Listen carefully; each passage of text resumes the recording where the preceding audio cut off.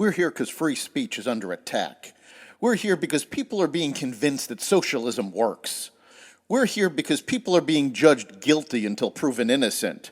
We are fighting back with facts. This is not a safe zone, so buckle up, Buttercup. This is the raw, naked truth.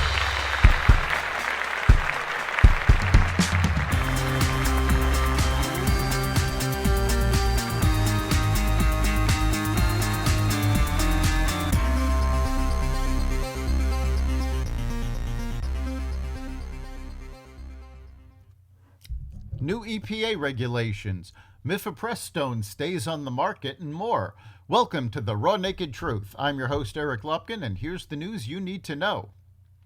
President Biden's Environmental Protection Agency is slated to announce measures requiring gas-fired power plants to capture carbon from their smokestacks, sources within the administration announced Saturday.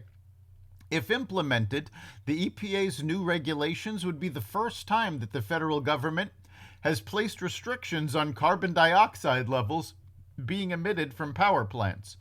Currently, less than 20 of the United States' 3,400 coal and gas-burning plants use carbon capture technology, but the Biden administration is reportedly hoping that these new guidelines will be able to decarbonize the energy sector within the next 12 years. These new regulations will replace previous energy plans from both former presidents Donald Trump and Barack Obama.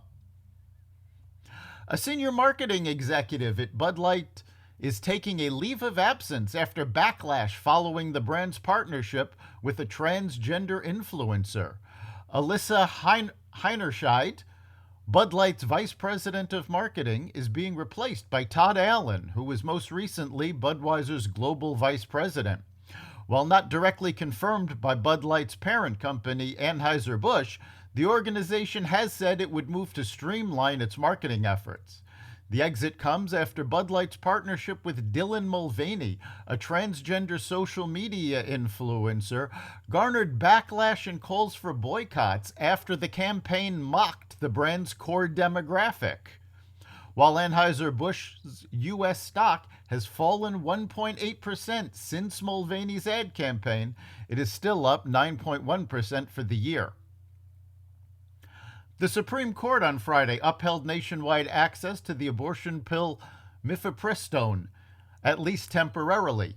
The justices placed a hold on a lower court ruling from Texas-based U.S. District Judge Matthew Kacsmaryk that would have stripped mifepristone approval by the Food and Drug Administration, even though the drug has been on the market for more than 20 years.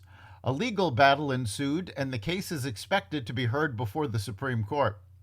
The justices did not provide a reasoning for the hold, but it is thought that it was ordered to give them more time to prepare the facts of the case. Clarence Thomas and Samuel Alito were the only dissents. Aid workers and other Americans remained trapped in Sudan on Sunday after U.S. SEAL Team 6 and other special forces evacuated diplomats from the U.S. Embassy by helicopter.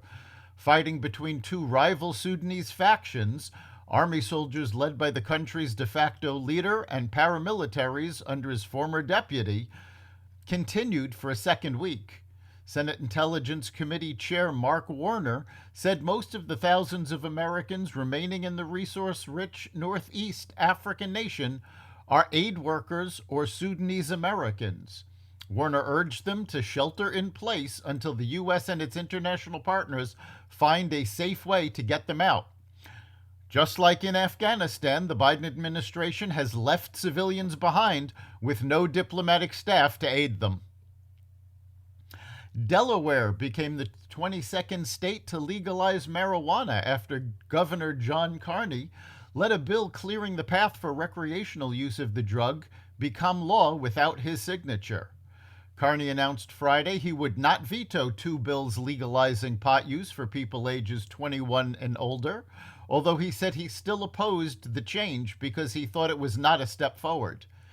He said he decided not to veto the bills because we've spent far too much time focused on this issue when Delawareans face more serious and pressing concerns every day. It's time to move on.